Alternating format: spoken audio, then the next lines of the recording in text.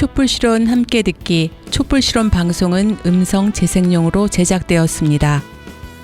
범국민적인 자주독립 운동을 전개하자.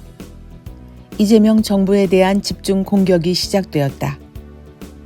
지난 4월 16일 동아일보 단독 보도를 신호탄으로 이재명 정부에 대한 미국과 국힘당의 전방위적인 공격이 이뤄지고 있다.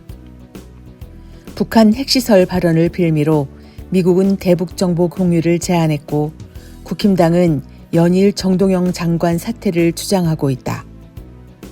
장동혁 대표는 누구를 만났는지 알 수 없는 미국 방문 후 간첩눈을 들먹이며 이재명 대통령과 고위 정부 인사를 안보 사적으로 규정하는 등 낡은 색깔론에 매달리고 있다.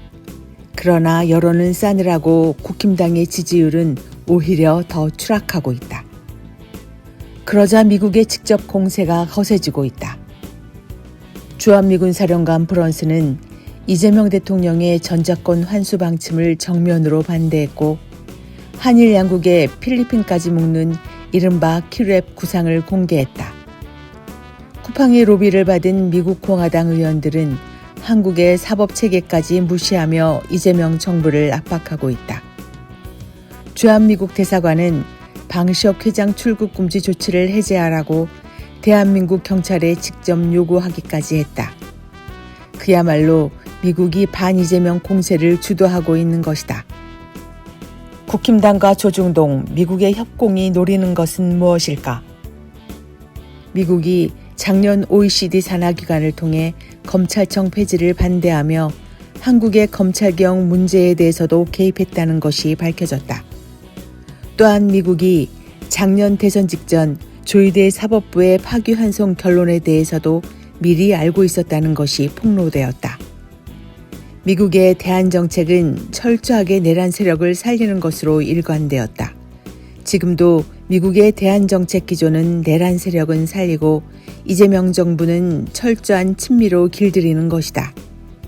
그런데 미국은 왜 지금 이재명 정부에 대한 전면 공격에 나서고 있는 것일까?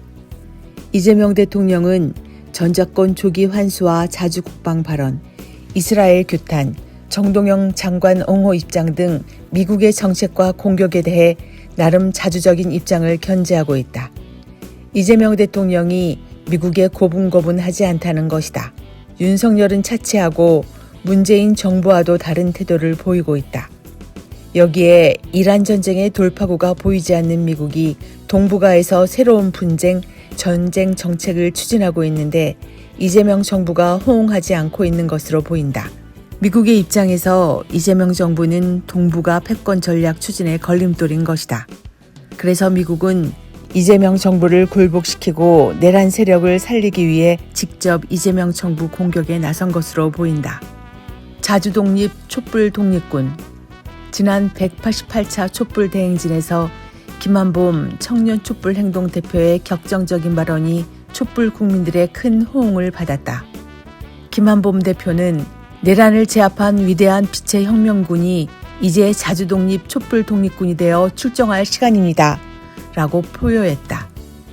내란 단죄를 가로막고 있는 조이대와 정치 검찰의 보루가 미국이라는 것이 선명히 드러난 지금 우리가 어떻게 싸워야 하는가를 밝힌 촛불 국민들의 장엄한 출정 선언 같았다.